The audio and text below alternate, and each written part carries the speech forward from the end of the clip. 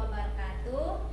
Syukur alhamdulillah pada kesempatan kali ini saya akan membahas tentang perkembangan fisik dan psikomotorik peserta didik.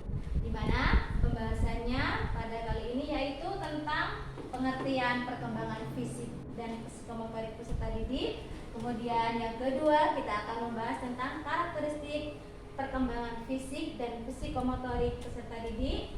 Dan pembahasan yang ketiga ini faktor-faktor yang mempengaruhi terhadap perkembangan fisik dan psikomotorik peserta didik. Dan yang keempat yaitu tentang implikasi dari perkembangan fisik dan psikomotorik peserta didik. Nah, untuk yang pertama kita akan membahas tentang pengertian perkembangan fisik. Nah, pengertian perkembangan fisik adalah perkembangan pada tubuh anak, ya. Jadi ada kalanya anak itu tumbuh, jadi dilihat dari perkembangan fisiknya. Tumbuh semakin besar, semakin tinggi, itu termasuk dari perkembangan fisik seorang anak. Kemudian yang kedua yaitu tentang perkembangan psikomotorik. Nah, perkembangan psikomotorik ini adalah tentang perkembangan di mana mengontrol gerakan-gerakan tubuh. Seperti itu. Ini untuk psikomotoriknya. Dan yang selanjutnya yaitu pembahasan tentang karakteristik.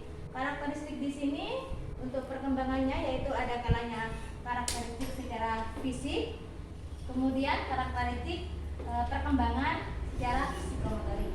Nah, kita akan membahas tentang karakteristik yang perkembangan fisik, yaitu di mana di sini ada masa-masa, yaitu yang pertama adalah masa kanak-kanak, di mana pada usia 0 sampai 5 tahun di sana anak-anak mulai sudah melompat seperti itu. Kemudian yang kedua yaitu perkembangan fisik pada usia 5 sampai 11 tahun.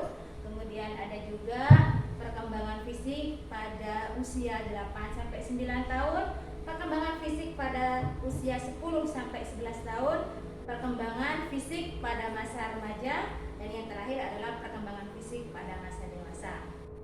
Kemudian untuk karakteristik perkembangan psikomotorik itu ada kalanya perkembangan di usia 3 tahun, yaitu anak-anak masih belum bisa berhenti ataupun berputar sesuai dengan yang telah ditentukan.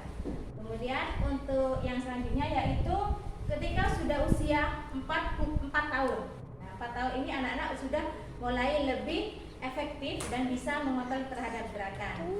Dan yang selanjutnya yaitu ketika usia 5 tahun, perkembangan psikomotorik anak itu anak-anak sudah mulai memiliki gerakan-gerakan yang standar, ya, dari start kemudian berputar berhenti itu sudah mulai efektif seperti itu.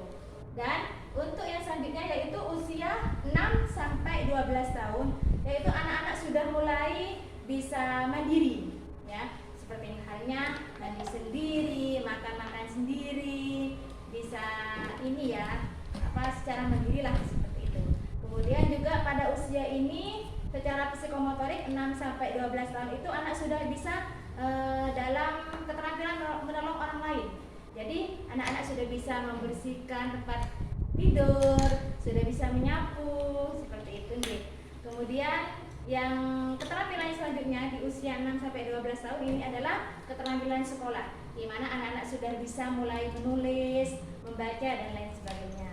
Dan yang keempat dalam perkembangan psikomotorik anak usia 6 sampai 12 tahun ini yaitu adalah keterampilan bermain. Nah, untuk perkembangan psikomotorik anak remaja yaitu sesuai dengan pertumbuhannya, ya. Jadi semakin pertumbuhan fisiknya semakin besar, otomatis psikomotoriknya pun akan sejalan dengan seperti itu. Dan yang terakhir adalah perkembangan psikomotorik yaitu masa dewasa. Dan ini untuk masa dewasa ini lebih matang, sudah lebih matang seperti itu. Nah, untuk yang pembahasan yang ketiga yaitu tentang faktor. Faktor-faktor perkembangan fisik dan psikomotorik itu ada dua, yaitu ada faktor fisik dan juga ada faktor psikomotoriknya. Nah, untuk faktor fisik di sini ini bisa disebabkan oleh gizi juga mempengaruhi terhadap perkembangan fisik dari seorang anak. Kemudian juga ada faktor keluarga, faktor jenis kelamin, kemudian faktor ekonomi dan faktor gangguan emosional serta nanti faktor kesehatan. Ya, itu sangat mempengaruhi terhadap perkembangan fisik seorang anak. Kemudian untuk faktor yang mempengaruhi terhadap psikomotorik anak, yaitu salah satunya adalah faktor pola asuh. Pola asuh dari keluarga itu sangat mempengaruhi sekali. Kemudian faktor gen, ya, gen yang diturunkan dari orang tua kepada anaknya itu sangat mempengaruhi sekali. Kemudian yaitu faktor lingkungan. Dan yang keempat pembahasannya itu tentang implikasi dari perkembangan fisik dan psikomotorik peserta didik, yaitu kita sebagai guru harus bisa memahami terhadap perbedaan-perbedaan siswa kita, sehingga kita nanti bisa memberi stimulasi agar perkembangan fisik dan perkembangan motorik peserta didik itu sesuai dengan masanya. Jadi kalau misalnya masanya usia 0 sampai 5, seperti ini perkembangannya. Kalau usia 5 sampai 9 tahun seperti ini. Dan selanjutnya nyampe usia dewasa. Mungkin hanya itu yang dapat